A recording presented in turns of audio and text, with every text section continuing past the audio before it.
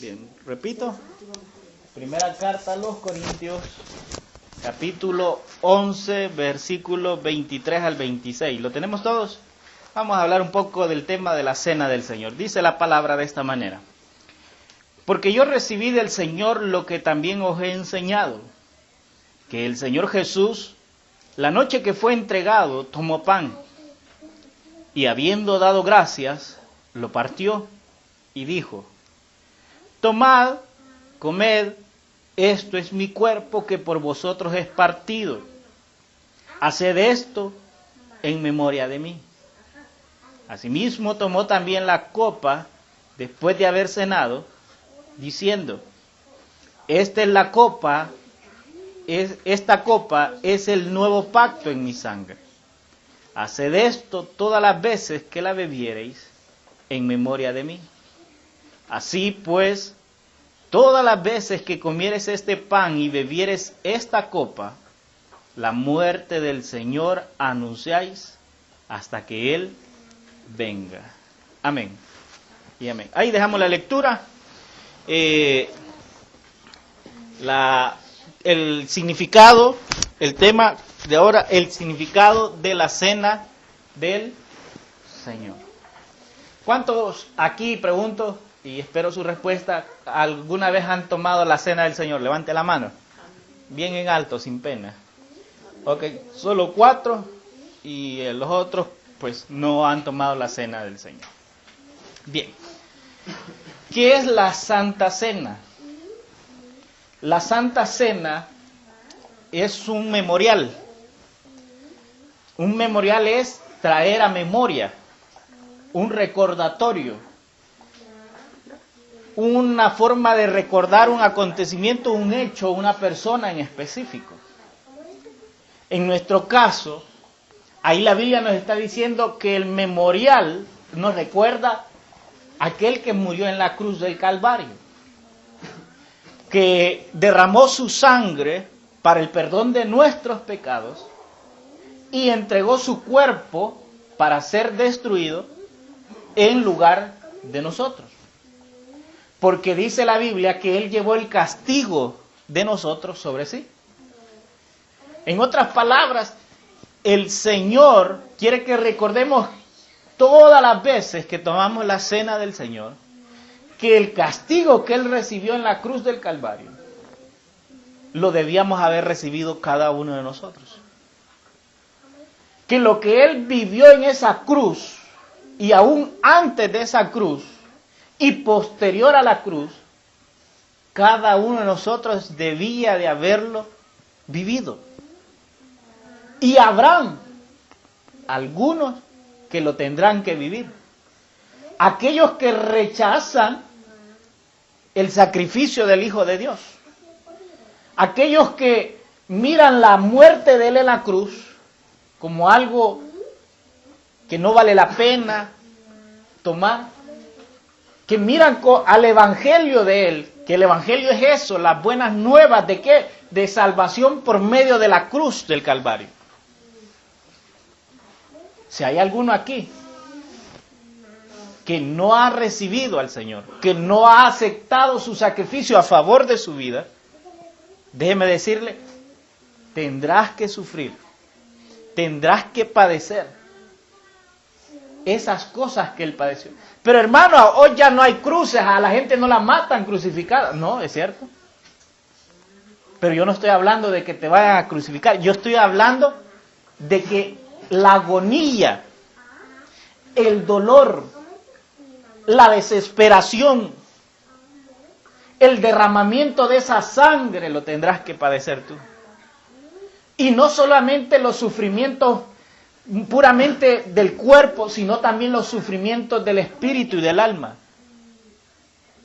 La agonía de saber que va a ser condenado. La agonía de verse perdido sin la ayuda de Dios. Porque óigame, aquel que muere sin Cristo, no crea que desde allá al infierno va a clamar a Dios y Dios le va a responder, no. Allí no responde Dios. Porque el que está allí ha decidido vivir sin Dios. Entonces Dios le concede el deseo. Vive sin mí. Ahora, el significado de la Santa Cena tiene valor para los creyentes. Tiene valor para aquel que ha aceptado a Cristo. Es una ordenanza dejada por el Señor Jesús. Por eso el apóstol dice ahí, porque yo recibí del Señor lo que también os he enseñado. ¿Cómo dice él? ¿De quién lo recibió? Y él, de lo que recibió del Señor, ¿qué ha hecho con él? Lo enseñó, dice. Lo mismo esta noche. Igual que el apóstol, yo lo recibí. ¿De quién? Lo recibí de las enseñanzas de los que el Señor había confiado esa enseñanza. Ahora, esa enseñanza yo la confío también a ustedes para que ustedes también la practiquen y la enseñen. Porque repito, esto tiene valor para el que es creyente. El que no es creyente dice que aburrido. Dice. El que no es creyente dice, ¿y eso qué tiene? ¿Qué tiene eso de especial? Pero para el que es creyente, esto tiene un gran valor. Primero porque es una ordenanza del Señor. ¿Y qué es una ordenanza? Un mandato. Pero ¿qué palabra podemos usar para aclarar bien eso? Una ordenanza, un mandato, ¿qué es? Un requisito, sí, puede ser un requisito, pero más que eso. Una promesa, una bienaventuranza. No. La palabra ordenanza nos lo revela. Quítele nanza, ¿qué queda? Es una orden. Y usted sabe que una orden la ejerce, ¿la da quién? Una autoridad.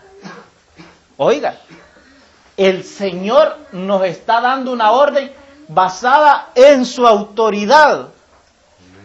Y una ordenanza, usted sabe que es como los militares, ¿verdad? Que los militares tienen este dicho, ellos dicen, una orden no se discute, se obedece. Ese es en el orden militar. En que cuando el superior le dice al cabo o al soldado raso, le da una orden, el soldado no se va a poner, pero mi sargento, mi señor, discúlpeme que me ponga a decirle, no, simplemente va y obedece.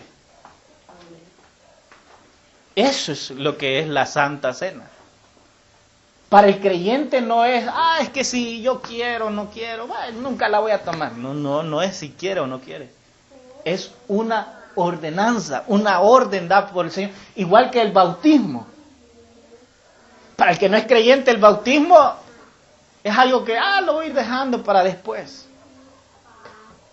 Lo va dejando de lado. Pero para el que es creyente, sabe que es algo que debe de hacer. Nosotros decimos esto, es un paso de obediencia. La Santa Cena es una obediencia hacia Dios, un paso de obediencia. Solo que el bautismo es una sola vez en la vida, pero la Santa Cena es muchas veces durante toda la vida. Entonces, para el que es creyente, si hay alguno aquí que se considera creyente, yo le digo, es una orden del Señor y la orden es que comamos la Santa Cena del Señor. Por varias razones. Por varias. Ahora, si tenemos claro que la Santa Cena es una ordenanza, ¿qué significa? Eso es bien fácil. Si hemos nacido de nuevo, lo entendemos con facilidad. Pero si no hemos nacido de nuevo, entonces vamos a preguntarnos, ¿y qué significan esas cosas? ¿Y para qué se hacen? ¿Y por qué se hacen? Pero bien, revelemos un poquito eso. Dice el apóstol que el Señor Jesús, la noche que fue entregado, tomó pan y habiendo dado gracias lo partió y dijo, tomad, comed, esto es mi cuerpo que por vosotros es partido, haced esto en memoria de mí. ¿Qué significa el pan? Significa el cuerpo de Cristo. El cuerpo de Cristo. Fíjense que el Señor lo dijo varias veces. Vayamos a algunos textos. Juan 6, 32, 35. Alguien busque Juan, el Evangelio de Juan. En los 4 evangelios el último es Juan. O sea, el cuarto, capítulo 6, versículos 32 al 35. Y allí la misma Biblia nos revela qué representa el pan en la Santa Cena. ¿Lo tiene? Léalo. 32 al 35. Sí. Y Jesús les dijo, de cierto os digo, no os dio Moisés el pan del cielo, mas mi Padre os da el verdadero pan del cielo, porque el pan de Dios es aquel que descendió del cielo y da vida al mundo. Le dijeron, Señor, danos siempre este pan. Jesús les dijo, yo soy el pan de vida, el que a mí viene nunca tendrá hambre, y el que en mí cree no tendrá sed jamás. ¿Oye? Mas os he dicho que aunque me habéis visto, no creéis. Hasta el 36. 35. Amén. 35. Ahora el 58, de ese mismo capítulo. Mismo capítulo. Versículo 58. Este es el pan que descendió del cielo, no como vuestros padres comieron en el maná y murieron. El que come de este pan vivirá eternamente. ¿Oye? ¿Quién es el pan? Cristo. Y dice que el que coma de él vivirá eternamente. No que se lo iban a comer a él, sino que el pan representa a él, porque él, la persona de Cristo, aquel que lo come espiritualmente hablando, jamás vuelve a sentir hambre espiritual. El hombre sin Cristo tiene una necesidad y es una sed, un hambre espiritual. Porque yo les he dicho esto varias veces. Nosotros los seres humanos no fuimos creados para estar sin Dios. Así como este cuerpo no fue creado para estar sin alimentarse y sin beber agua, así nuestro espíritu y nuestra alma no fue creada para vivir sin Dios. Él es la fuente para nosotros. Y es cierto, los espíritus no comen, pero sí comen del espíritu mismo, el que alimenta. Por eso Él es el Padre de los espíritus. Entonces, si mi alma quiere vivir y sentirse saciada y no sentir sed espiritual, necesita tener una comunión con Dios. Por eso el hombre sin Cristo vaga por el mundo tratando de saciar esa necesidad y usa el alcohol, usa la droga, usa el cigarro, usa las mujeres, usa todos los placeres habidos y por haber, y nada de eso le sacia su necesidad espiritual. Entonces, ahora los cristianos venimos, cuando comemos el pan, significa hemos comido del pan del cielo. Y nuestra hambre y nuestra sed, nuestra necesidad espiritual ha sido llenada. Ha sido llenada. Hermano, explíqueme mejor eso. ¿No te lo puedo explicar más? Más lo único que te puedo decir, mejor pruébalo tú. Es como cuando los bichos preguntan, a los hipotes, los jóvenes preguntan, y mirá, ¿y cómo es eso de la droga? Vos le dice al otro. Mirá, es que te hace volar y no sé qué, pero explícamelo bien qué se siente. Mirá, probalo, le dicen. Probalo para que te des cuenta. Eso es malo. Pero en este caso sí yo le puedo decir, probalo para que te des cuenta. ¿Qué significa tener a Cristo en tu corazón? ¿Qué significa que Él haya saciado tu hambre y tu sed espiritual? Ahí sí. Pruébalo, porque cuando lo pruebes te vas a dar cuenta. Y entonces vas a ver que no lo vas a poder dejar. Y este es un vicio bueno, no un vicio malo. Es algo bueno ser necesitado de Dios. Que cada día nos levantemos con hambre de Dios, con sed de Dios, eso es bueno. Ahora, esa es la Santa Cena en respecto al pan. Cuando la comemos, nos recordamos de aquel que murió por nosotros, que ahora es el que nos llena, nos alimenta espiritual. Ahora, dice el apóstol, asimismo, también tomó la copa, después de haber cenado, diciendo, esta copa es el nuevo pacto en mi sangre, haced esto todas las veces que la bebieres en memoria de mí. El significado de la copa. Vea que en los dos casos dice, haced esto en memoria de mí. Veamos un texto. Vayamos a Mateo 26, 28. Mateo es el primero de los 4 evangelios. Busque el inicio del Nuevo Testamento. El primero es Mateo. Mateo. Capítulo 26, versículo 28. Amén. Mateo 26, 28. Veamos qué dice. Dice, porque esto es mi sangre del nuevo pacto, que por muchos es derramada para remisión de los pecados. Oiga. La sangre. Leamos otro más. Romanos 5:9. Romanos está después de los Hechos, los 4 evangelios, luego Hechos, luego Romanos. Romanos capítulo 5, versículo 9. ¿Ya lo encontraron? Se lo voy a leer, pues. Dice la Escritura: pues mucho más, estando ya justificados en su sangre, por él seremos salvos de la ira. Oiga. ¿Y cómo dice el versículo que leíamos nosotros?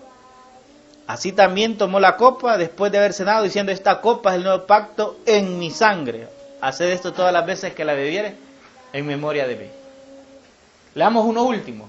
Vayamos a Apocalipsis. ¿Saben dónde está Apocalipsis, verdad? Apocalipsis. Capítulo 7, versículo 14. El primer libro. Libro de Apocalipsis, capítulo 7, versículo 14. ¿Lo tienes? Léelo, Carito. Eso usted lo sabe, mi Señor, respondí. Él me dijo: aquellos son los que están saliendo de la gran tribulación, han lavado y blanqueado sus túnicas en la sangre del Cordero. ¿Ok? ¿Oyeron? ¿A dónde habían lavado sus túnicas? En la sangre del cordero. Ujú. Entonces, ¿qué significa la copa? La sangre de aquel que murió por nosotros. ¿Para qué? Para limpiarnos de nuestros pecados. ¿De cuáles pecados? De todos los pecados. Los que cometimos sabiendo, los que cometimos por omisión, es decir, sin saber, los que hemos cometido de pensamiento, los pecados que hemos cometido de palabra, los pecados que hemos cometido en nuestras acciones. Por eso Él tenía que derramar su sangre. Porque la misma Escritura dice que sin derramamiento de sangre no hay remisión o perdón de pecados. ¿Quería usted derramar su sangre para el perdón de sus propios pecados? Mire, es que es una falacia lo de la religión. Hacerle creer a la gente que por hacer buenas obras le van a perdonar pecados. Es una gran mentira. Porque la obra más grande que el hombre pudiera hacer no le perdona ni un solo pecado. Dios dice, para perdón de tus pecados era derramar tu sangre. Pero usted sabe, yo ya le he dicho qué significa que usted derrame su sangre. Que le perdonan un pecado. ¿Cuántos aquí han pecado una vez nada más en la vida? Nadie, ¿verdad? Entonces no pueden salvarse ni a ustedes mismos. Ni yo puedo salvarme a mí mismo. Porque aunque mi sangre la derramara para perdón de mis pecados, pudiera salvarme de uno. Pero a la fecha hasta perdí la cuenta de cuántos he cometido. Pero Él que era perfecto, Él que era puro, Él que era el único que merecía vivir, se entregó por mí y por ustedes. Y eso es lo que recordamos en la cena del Señor. Cuando tomamos la copa y la bebemos, yo no sé ustedes, pero yo veo la copa y veo el líquido que está ahí. Claro que hoy no tomamos vino, pero lo que representa es eso. El jugo de la vid, por eso es de uva. Y cuando yo lo veo, yo en mi mente, en mi corazón, me traspaso y yo digo, esto es la sangre del Señor. Y para mí deja de ser algo vano y se convierte en algo sagrado. ¿Por qué? Porque es la sangre de mi Salvador, es la sangre del que me redimió. Yo valgo la sangre del Hijo de Dios. Todo aquel que ha creído en Él vale la sangre del Hijo de Dios. El diablo viene y nos dice, no vales nada, no vales ni un peso, no vales ni un dólar. El diablo nos dice, ustedes no sirven para nada, pero Dios dice, tú vales la sangre de mi Hijo, tú vales lo que vale Dios. Tú ya valías por ser humano, pero ahora vales más por ser alguien que fue redimido por la sangre del Hijo de Dios. La posición nuestra ahora ya no es la de un simple ser humano. La posición del creyente ahora es de alguien especial, de alguien súper especial. Ni el hijo del presidente es tan especial como lo es un creyente. Ni el hijo del hombre más rico del mundo es tan especial como lo es un creyente. Dice la Escritura que un creyente para Dios es como la niña de sus ojos. Y Él jamás dejará que le hagan daño. Dice el versículo 26. Así pues, todas las veces que comiereis este pan y bebiereis esta copa, la muerte del Señor anunciáis hasta que Él venga. ¿Por qué anunciamos la muerte del Señor? La anunciamos la muerte del Señor porque cuando anunciamos su muerte, anunciamos su victoria. Anunciamos la gloria que viene. Ay, que yo les digo, si ustedes utilizaran un poquito la imaginación. ¿A cuánto aquí les gusta leer? Ante la mano. Solo a 3. Les invito a los demás que lean más. Les digo esto porque a los que nos encanta leer, sabemos utilizar la imaginación. Porque cuando leemos, imaginamos rápido. Y mire, ustedes se deberían de imaginar los cuadros del libro de Apocalipsis. La cara de la gente cuando vea venir al Hijo de Dios y a todos sus santos con Él. ¿Y usted cómo quieren estar? ¿Viendo para arriba o viendo para abajo? Para abajo. Porque los que van a venir con Cristo estarán viendo para abajo. Viéndole la cara de admiración de la gente. Pero los que se han quedado, los que no recibieron la gracia de Dios, quedarán viendo hacia arriba, pero no con asombro, sino con tremendo espanto, con tremendo dolor. Entonces correrán a quererse esconder, pero no podrán. Porque ¿quién puede esconderse del ojo que todo lo ve? Eso significa. Y nosotros seguiremos anunciando por todas las formas, por todos los medios, hasta cuando comemos que el Cristo vendrá.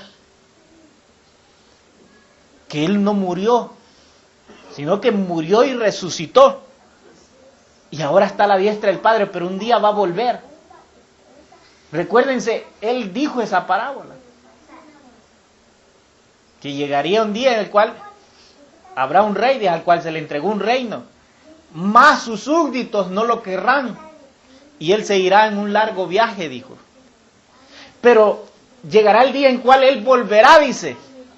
Y cuando vuelva, dice, mandará a traer a todos los que se opusieron para que Él reinara. Y a todos les cortará la cabeza. De eso estaba hablando de Él. Porque Él dijo, el que no anda recogiendo conmigo, anda botando, anda desparramando, anda destruyendo. Ahora, eso significa la cena del Señor. Que cada uno de nosotros se identifica con la muerte de Cristo y recibe ese sacrificio. A mí me cuesta a veces la gente que me dice, yo he aceptado al Señor. Ah, qué bueno, le entonces, venga, vamos a hacer una oración al Señor. Ah, no, fíjate que yo en otra vez. Me cuesta creerles que sean creyentes. Me cuesta. ¿Por qué? Porque mire, el que es verdadero creyente no tiene ningún problema por orarle a su Señor. No tiene ningún problema. No tiene ningún problema en reconciliarse con su Señor. La Santa Cena es el anuncio de Cristo. ¿Qué es lo que la Biblia hace? Y si quiere leamos, vamos a leer unos 3. Vayamos a Isaías 53, Antiguo Testamento. Libro de Isaías, capítulo 53.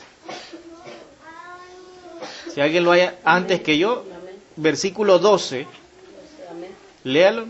Por eso lo contaré entre los grandes y le daré la herencia reservada a los fuertes, porque se han negado a sí mismos hasta la muerte y ha sido contado entre los pecadores, cuando llevaba sobre sí el pecado de muchos e intercedía por los pecadores. ¿De quién está hablando, Dani? De Cristo. ¿Compartir la opinión del hermano? ¿Está hablando de Cristo? Sí, porque dice cuando llevaba sobre sí el pecado de muchos e intercedía por los pecadores. Y él es el único. El Antiguo Testamento está anunciando la muerte de Cristo, ¿sí o no? Entonces, cuando yo anuncio la muerte de Cristo por medio de la Santa Cena, no estoy haciendo lo mismo que la palabra de Dios hace. No me estoy haciendo partícipe del anuncio de Dios. No me estoy haciendo siervo de Dios al ser utilizado en todas mis acciones para servirle a Él, pronunciando esa muerte. ¿Verdad que sí? Leamos otro texto. Vayamos a Juan capítulo 12. Juan capítulo 12, versículos 23 y 24. Jesús les respondió diciendo: ha llegado la hora para que el Hijo del Hombre sea glorificado. De cierto os digo, que si el grano de trigo no cae en la tierra y muere, queda solo, pero si muere, se lleva mucho fruto. ¿De qué está hablando el Señor Jesús? De Él, ¿verdad? Él mismo está diciendo que Él viene a ser como esa semilla, que si no cae en tierra y muere, no habrá un árbol que dé frutos. Fue lo que el Señor hizo. Él murió, claro, y resucitó, pero su muerte, ¿qué trajo? Frutos. Mucha fruta. Mucho fruto. ¿Sabe? Leamos otro. Segunda de Corintios, capítulo 5, versículo 15. Del mismo libro donde estábamos, solo el siguiente libro. Capítulo 5, versículo 15. Amén. ¿Qué dice? Dice: así que nosotros no miramos ya a nadie con criterios humanos, aunque en el caso de que hayamos conocido a Cristo personalmente, ahora debamos mirarlo de otra manera. Segunda de Corintios Segunda de Corintios 5, 15. 5:15. Segundo 14. Dice: Él murió por todos, para que los que viven no vivan ya para sí mismos, sino para Él, que por ellos murió y resucitó.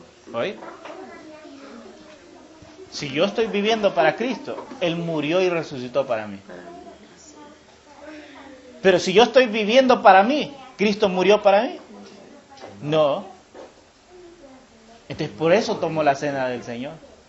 Porque al tomar la cena del Señor yo estoy recordando a aquel que murió para mí y ahora yo vivo para Él. La muerte de Él dio vida. Fíjense. Él está volviendo las cosas a la normalidad como eran en principio. Porque el hombre tenía vida en abundancia, eterna. Pero luego vino el diablo, por el pecado metió muerte. Pero ahora viene Cristo, que es la vida, deja que la muerte lo toque a Él para volvernos a nosotros a la vida nuevamente. A manera que ahora el que tiene la vida del Hijo de Dios no tiene más muerte o condenación. Fíjense. Leamos el último texto. Apocalipsis 5:9. Ese libro que cuesta ya. Apocalipsis 5:9. Vamos a terminar. Amén. ¿Qué dice? Dice, y cantaban este cántico nuevo. Eres digno de tomar el libro y de abrir su sello, porque fuiste degollado y con tu sangre compraste para Dios hombres de toda raza, lengua, pueblo y nación. Amén. ¿Qué dice, hermano? ¿De quién está hablando? Léalo de nuevo, hermana. Y cantaban este cántico nuevo.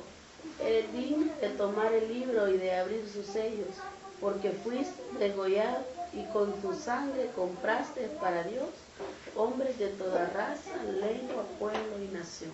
¿De quién está hablando, hermano? ¿Verdad? Entonces, cuando yo tomo la cena del Señor, ¿qué significa? Que anuncia la venida de Él, pero que acepta que es algo por medio de Él, que recibe ese regalo. Estoy entrando en una comunión y relación con Él. ¿Qué digo yo? Es mi Señor, es mi Salvador. Él entregó su cuerpo, que hoy sí, por este pan lo representa. Él derramó toda su sangre para que yo no tuviera que derramar la mía, que ahora esta copa lo representa. Y cuando yo como ese pan y yo bebo ese pan, yo estoy diciendo, lo he aceptado, lo he recibido. Y yo acepto su sacrificio para mi salvación. Yo acepto su derramamiento de sangre para el perdón de mis pecados. Pero si yo digo, no, yo no la quiero tomar, ¿y para qué? Si son cosas de religiosidad. ¿Qué estoy diciendo?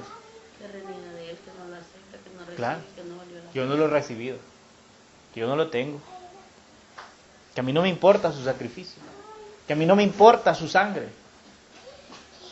Para mí no vale nada. Eso es rebelión.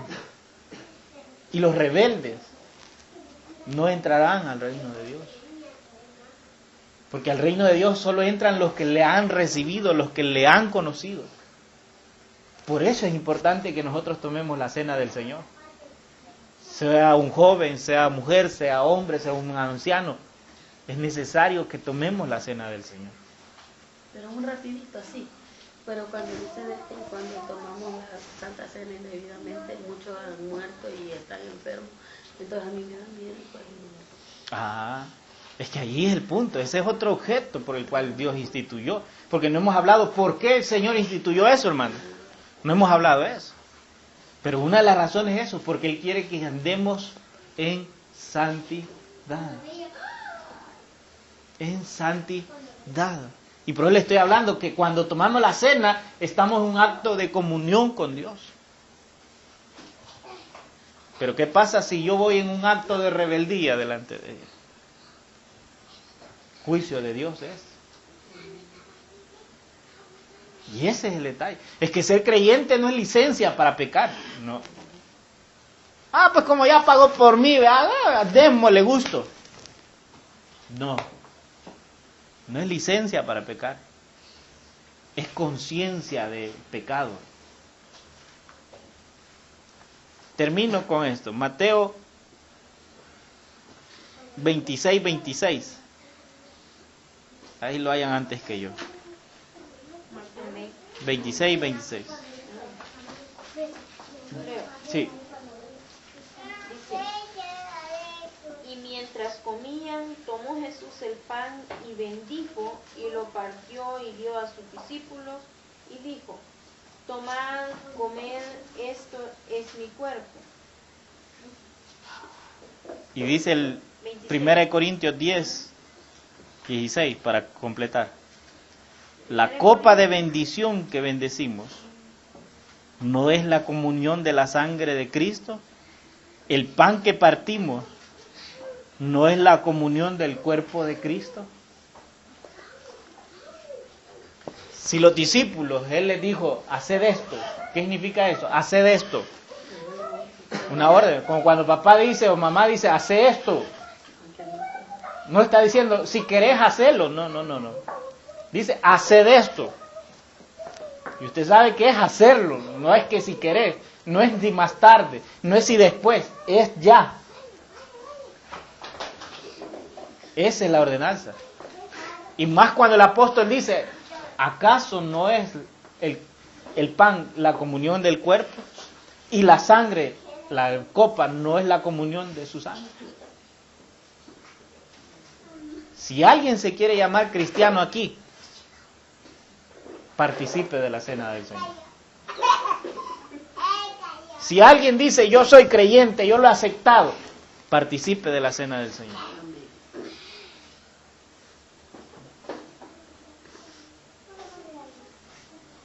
Nadie que se llame, ¿qué le digo? Aficionado al fútbol y no sabe de fútbol, ¿verdad? No puede ser, ¿verdad? Yo soy aficionado, qué bonito. ¿Y a qué equipo le va? No, a ninguno, fíjese. No, ¿verdad? Que no es aficionado, ¿verdad? ¿Verdad que no? No, a mí me gusta el básquet. Sí, ¿y cómo son las reglas? No sé bien, pero me gusta el básquet. No, ¿verdad?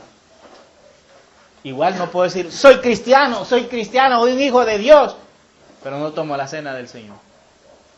No se puede. No se puede. Si soy cristiano, me bautizo. Porque cristiano es seguidor de Cristo. Y para seguirlo me bautizo como Él se bautizó. Porque le quiero obedecer. Si soy cristiano, tomo la cena del Señor porque es la comunión con mi Dios. No lo puedo hacer de otra manera.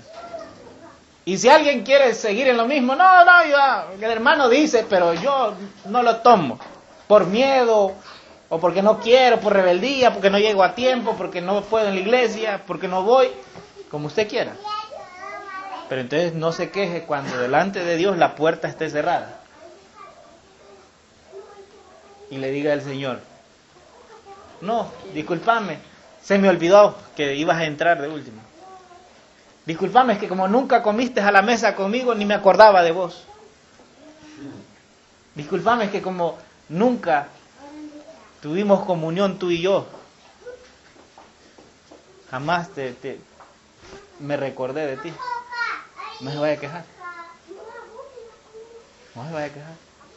Porque repito, el Evangelio no es una religión, es comunión con Cristo. Cerremos los ojos. Padre, que estás en los cielos. Gracias, Señor mi Dios,